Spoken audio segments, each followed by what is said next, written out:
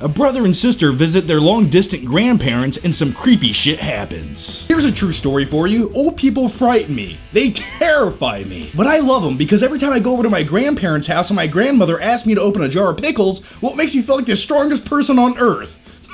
And with all that said, let's talk about M. Night Shyamalan's The Visit.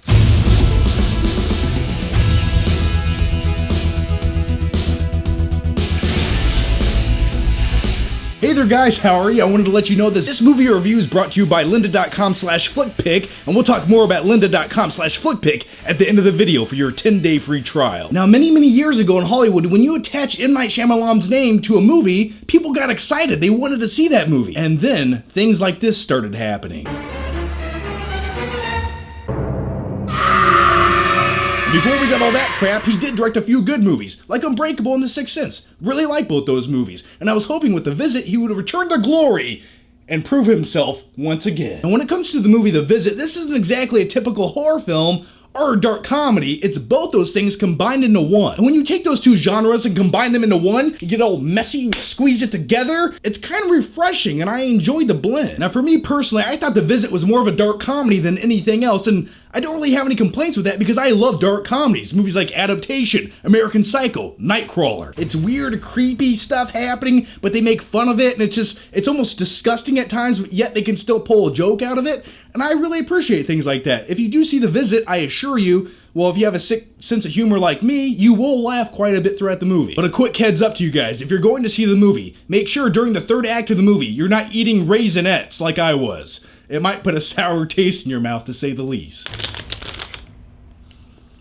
So keep all that in mind. This isn't your typical horror film. It's not like Sinister or Paranormal Activity. It's way better than Paranormal Activity. I just think those are blatant cash grabs. Hey, let's put a camera over there in the corner and walk around the room. This is really fun. I want to watch that for 2 hours. And as far as the style and the way that this movie is made, it's sort of like a POV documentary style of film. And the reason for that in this movie is both these young kids visiting their grandparents are putting together this little documentary. Now, typically in Hollywood, when they do things like this, they only do it to save money on production costs. It's cheaper, it's easier, and it's quicker. So that's typically why they do it, and that's probably why they did it in this movie, because it only had a budget of like $5 million. But the way that they interjected it into the story, I thought it really added to the movie. This movie stars Olivia DeJonge. I mispronounced that, but it doesn't matter. And the film also stars Ed Oxenbould, and they play brother and sister in the film. And I gotta say, as far as this young actress and actor go, I really thought they stole every scene they were in the movie. And by the way, in reality, they're both Australian actors, and they play Americans in this movie. And I would have never guessed that. Now, like I said, these two play brother and sister in the film, and they also look alike, and you really bought into their chemistry. And the young kid in this movie, he really stole the movie for me. This guy's phenomenal. He's going places in Hollywood, and I stand by that. I hope he goes more places than most young adult child stars go. And throughout this movie, I thought this kid was the most charismatic character out of everybody, because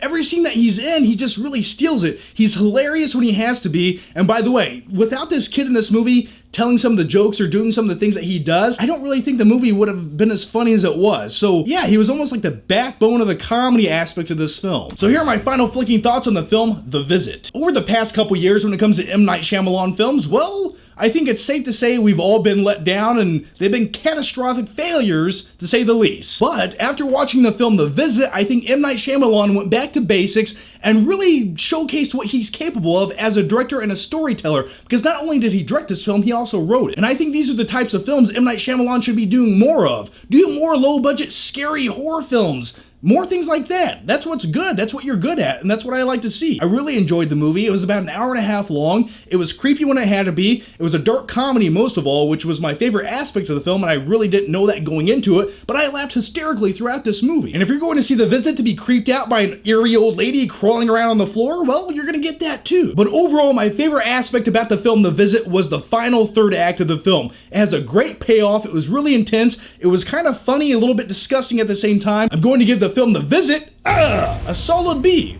Check this movie out. If you like M. Night Shyamalan, well, you probably will like this movie. If you hated The Last Airbender, you probably will like this movie. If you hated The Happening, you probably will like this movie. Alright guys, so before I take off, I wanted to let you know about something really cool called lynda.com, because I always get questions in the YouTube comments. John, what editing software do you use? And let me just say this, editing is the bane of my existence. The editing program I use is 6 years old, it freezes up every 12 seconds, and really I just end up crying during every editing process. No, no, no.